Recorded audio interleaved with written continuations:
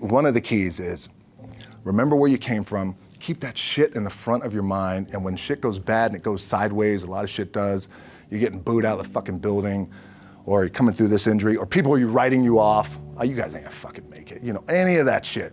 You gotta keep it in here.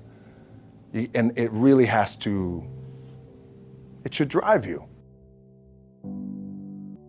This idea and this notion that you could be anything you want and you can accomplish anything you want, right? We hear that. You've heard that from the time you were little boys. You hear that now. You're already incredibly accomplished. You can win an NBA championship, MVP of the league. You could become president. You could become governor. You could be in entertainment. You could do Charles, and you could do Shaq. You could do that. You could do whatever you want to do. You guys know that. The thing that has worked for me is to remember the hard times. So, and I'm sure you guys all have your processes. And again, I'm going to tell you what's worked for me. What helps me is to keep the hard times in the front of my mind, because it allows me to go into these big moments that I've worked my ass off, and you guys have worked your ass off. It allows me to go into these big moments with a different perspective. What it also does for me, and again, this is what works for me. Like, I keep my back, excuse my language, my back is up against this motherfucker. Every day, it's against this fucking wall. Excuse my language, ladies in the room. But it's up against this motherfucker because it's what I believe in. And when my back is against this motherfucker, then there's nowhere to go. But that way. That's it. So I feel like this could be something, an ideology and mindset that could help you, if you look at it that way. My back is up against this motherfucker, and this is how I operate. Now, doesn't mean you don't smile, doesn't mean you don't laugh and joke, right? You're happy, I'm a happy guy. But when it comes to business, and when it comes to executing, it's up against this. And I gotta go that way. And I don't give a fuck who is in front of me. They're not gonna stop me. I feel like for me, it feels seamless because you prepared for so long, but it's just like you guys prepping for a game. That's the fun part. That's where it's like, fuck, it's fun, man. People are paying their hard-earned dollars to come see you. They're cheering, they're going bananas, they're booing the shit out of you or on the road. That's fun. That's what you live for. I mean, that's the juice right there. The prep is where the character's made. And I just don't mean the character I play, I mean the character in here. So for me, the prep is getting with the director, getting with the producers, getting with the writers, so in essence, it's like getting with all your coaches and your different position coaches and all the meetings that you have to have, right? So that's the work you put in. The key for me was, where does it start? What's the anchor? What's the anchor? So I could have all these ambitions and you guys have all these ambitions, which is great. It's important. I'll play this role, you'll play that role. I'll execute this thing and it'll come out this summer. You guys will execute this thing during the summer, right? When it's time to really put in a lot more work. But the key with me is just always finding what the anchor is. And the fucking anchor is getting up at 4 o'clock in the morning every day before anybody else and grounding my thought process is in the no one will outwork me. No one. I love and I respect you guys. You motherfuckers won't outwork me. You know, you're sort of set up and you're put into this system where I think that you're supposed to be a jack of all trades and you're 11, 12 years old and you're sort of conditioned to say, well, you know, the casting director's there and say, well, can you juggle? And you're like, absolutely I can juggle. And I remember sort of having that attitude for a while.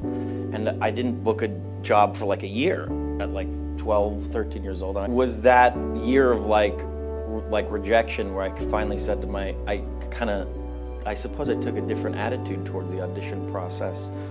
And I started to get jobs after that. And I think it was really because I said to myself, you know, I'm not dependent on this job. You know, this isn't gonna define me, you know, and I started to sell myself less, prepare more for the roles, you know, really investigate the characters as much as I could. and not feel like, you know, my self-worth was dependent on whether I booked the job or not. And I think that's finally what clicked with me, and I realized that casting directors weren't always necessarily looking for the, you know, the Broadway showman that could do whatever they wanted, but somebody that had, you know, I don't want to say a little edge to them, but, you know, a different attitude about the audition process. Because, you know, you focus more on the work, you focus more on the character rather than selling yourself constantly to these people. I've never, that thirst or that hunger for wanting to give one great performance that I'm truly satisfied with, or be in one movie that I said, I love this film, is something that I don't know will ever be quenched. I don't know, and I think that's a good thing, because it keeps pushing you, you know? You have that one lucky moment, and that you can't discount. I mean, no matter, I don't care what anyone says, whether somebody has talent or not, whether they were destined for a certain career, if you don't get that one opportunity and you're not there at the right time to seize it and you didn't go for it, none of it would happen. I would not have the career I would have right now whatsoever, I don't think. The ability to do that one thing that says, okay, now we'll allow you to do more movies. That's it.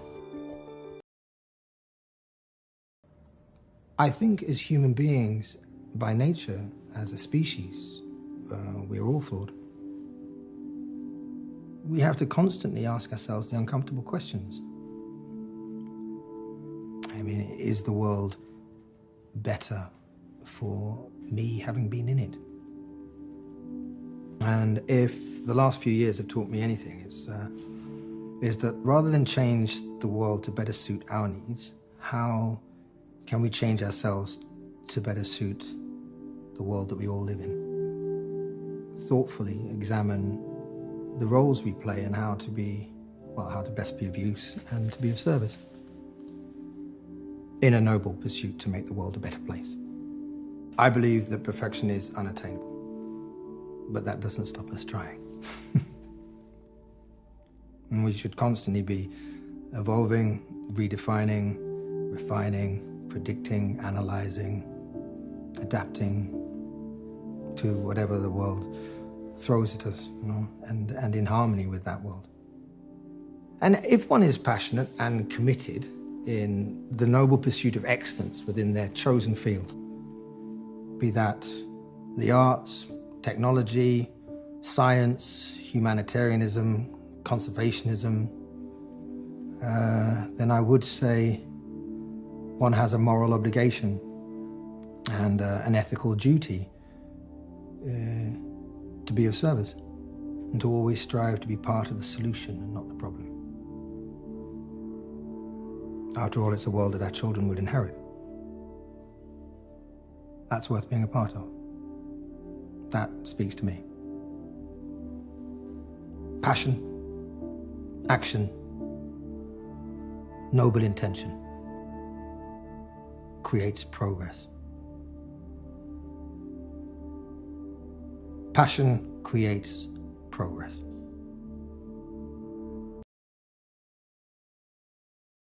Madness, of the particularly nice or romantic kind, is an absolute prerequisite to a happy and successful life. Don't ever treat your little insanities as if they're aberrations that ought to be hidden from the rest of the world. Acknowledge them and use them to define your own way of living, the only life you have. All the most beautiful people in the world, the most creative, the ones who led revolutions, who discovered and invented things, did so because they embraced their own idiosyncrasies. There's no such thing as normal. Normal is just another word for lifeless. No matter how bad it gets, life is the miracle you are searching for. There is no other one around the corner. Develop the faith in it to let it take its own course. Make all the efforts you can to abide by its beauty, and it will not let you down. Use every resource you have been given, your mental faculties, the ability of your heart to love, and feel for those around you, your health and good fortune, all of the thousands of gifts life has given you to their maximum potential. Honor your life, please. Honor each gift and each moment by not laying it to waste. There is no real measure of success in this world except the ability to make good of life's endowments to you. Sometimes life's gifts arrive wrapped in all wrong damn wrapping. At which point we have to learn to do two things with them. Recognize them for what they are and gamble on our fear that they might be disasters. This brings me to my third life lesson. So just do it. Don't let your fears become boxes that enclose you. Open them out, feel them, and turn them into the greatest courage you are capable of. I promise you, nothing will go wrong. But if you live by your fears, everything that can possibly go wrong will go wrong. And while we were talking about fears and bravery, let me also add this, that all the planning in the world won't take you where you want to go. And it's fine not to know what you want to be 20 years from now. It's okay to be confused. Confusion is the root to all the clarity in the world. Don't worry about it too much. Don't ever take yourself seriously enough to be so clear about your own ideas that you stop respecting other people's. Our values are our values. They don't make us any better than anyone else. At best, they just make us different. Always try to see the other person's truth, because like every movie has a story, every human being has one too, and you have no right to imagine that yours is better than anyone else's. When life hits you with all the force of its resplendent rage, the Rolls isn't going to give you comfort. A friend's grace will. And if you can't find resolution as easily as you would like to, please don't panic. Everything evolves as you go along.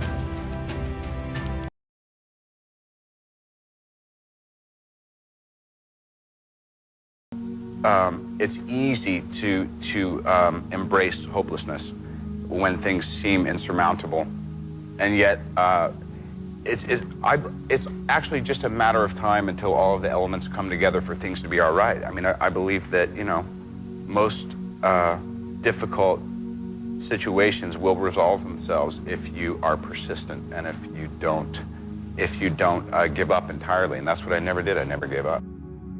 I came across in a situation where it's like, hey, here's kind of what we're doing. And I'm looking, there's, you know, my friends, my peers, people who don't seem insane. And they're like, yeah, we're just doing a little of this.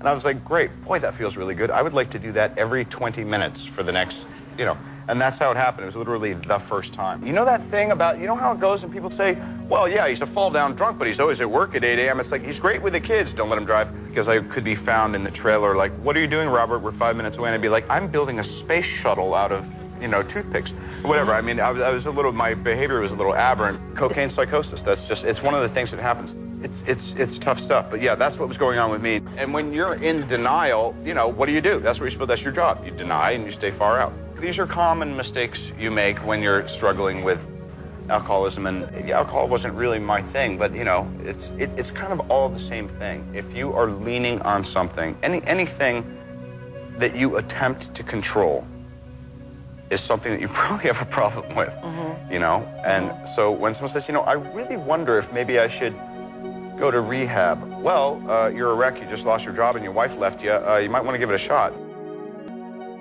I think part of the reason I'm still so interested, not just in life, but also, you know, getting to do what I do, is I'm a fan. I love movies, I love creativity, I love music, I love culture. And the fact that I actually have a place in it while I'm observing it and digging it is like, it's an honor. There's these things that we oftentimes, we have responsibilities. And so we'll make sacrifices, you know, or we'll be attracted to something and we'll make sacrifices to get something. And that we have to be thoughtful about that. You know, that you can sometimes sacrifice yourself, that you think it's for the good, but maybe there's another way. You know, just keep going. But you're working on something for 6 months. Yeah. And all of a sudden it comes out. And gets dismissed. Yes. And then you just get harpooned. You get just, yeah. It's like, yeah, it's awful. Yeah, I hate it. Yeah. You know, just keep going. Please, don't even bother asking. Don't bother telling the world you are ready. Show it. Do it. What did Beckett say?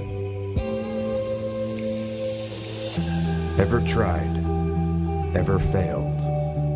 No matter. Try again. Fail again. Fail better.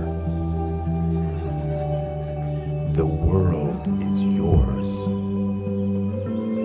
Treat everyone kindly and light up the night. Thank you so much for having me here.